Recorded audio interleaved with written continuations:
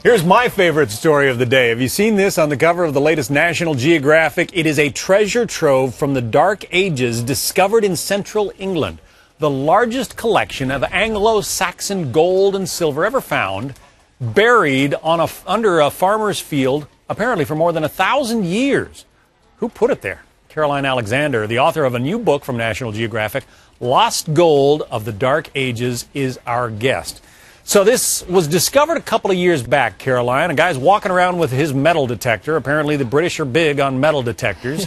He hears the ping, and what does he find?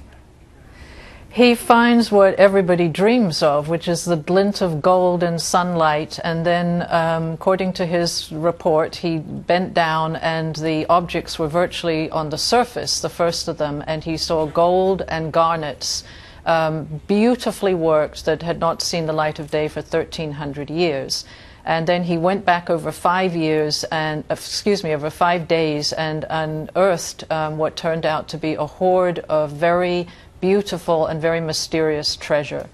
I read the article and I find it fascinating. I don't know much about medieval history, but apparently the Romans had sort of pulled out of the British Isles because their forces were needed back home, and all sorts of invaders came in. It is thought that these treasures are essentially from some of those invaders. They were basically battle decorations, huh? Yes, many people forget how many waves of invaders England or Britain has seen, and these tribes came in as the Romans left, and around 650 AD, somebody of one of these Saxon tribes deposited this treasure in the ground. And it's all, one of the most striking things about it, apart from the beauty, is that it seems to be, with 2 or 3 exceptions, all military gear. So sword pommels, sword hilts, parts of swords missing the blades.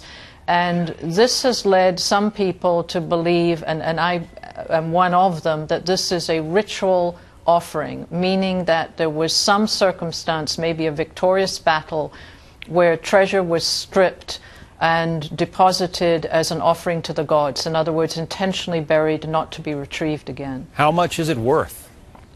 Well, in today's market, officially some $5,300,000, and that was assessed under England's very peculiar treasure laws, which has to make an evaluation in order to make compensation to the discoverer and the landowner on whose land the treasure was found. And the guy who found it gets, what, half of that, as I understand? He gets half of that, yes. Well, good for him. A lot of people running out to buy metal detectors, I'm pretty sure.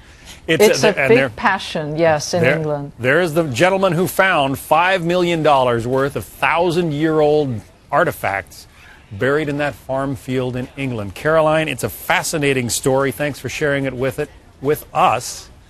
I'd like to point out that people can see the treasure here in Washington, D.C. at the National Geographic Exhibition Hall. It's the biggest display, even bigger than anything done in England.